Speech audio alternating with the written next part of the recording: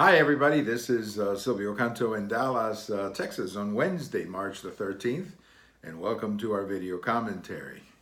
Well, Tucker Carlson has been in the news here lately.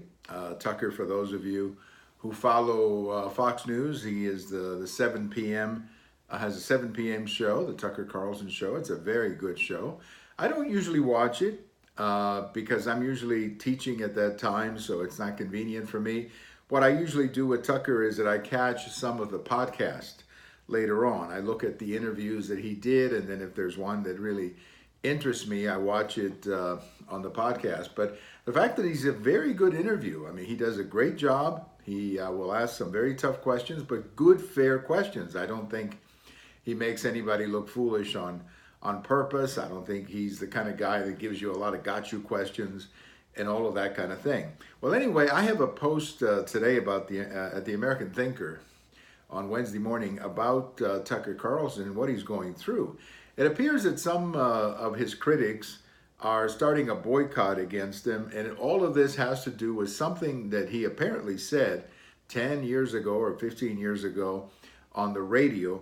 And honestly, I don't even know what he said, and I'm not even going to waste my time going back and checking it out. I think we have to reach a point in the United States where we stop doing this, going back to yearbooks and going back to what you said 10, 15, 20 years ago. I think it's insane.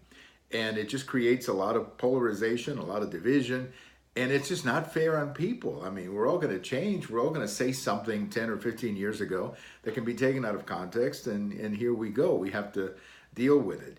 But my biggest problem with what he's going through is, and this is what my post at the American Thinker is all about today, this whole idea that people want to boycott you rather than debate you. My feeling has always been, if people are going to disagree, and that's fine. People are going to disagree, and that's a good thing. It's actually good that we disagree. But if you want to disagree with somebody, that's fine. Go on the show, put your point of view, discuss your point of view, disagree, and move on. But this idea that if I don't like your opinion, I'm going to see how I can get you off the air, that is, I think, not just unfair, but I think very much un-American. I think we should be a country that can have serious discussions about things that we disagree about.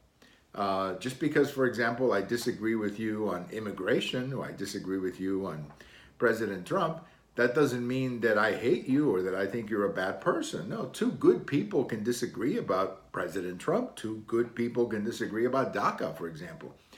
And that's fine. That's what it's all about. We want to have honest disagreement. We want people to disagree with one another. And let's hear both points of view. And let's hear what you have to say, what I have to say.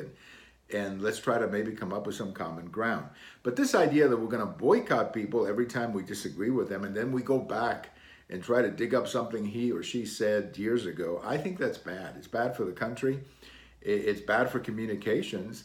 And it's actually making us more divided. It's polarizing us even further.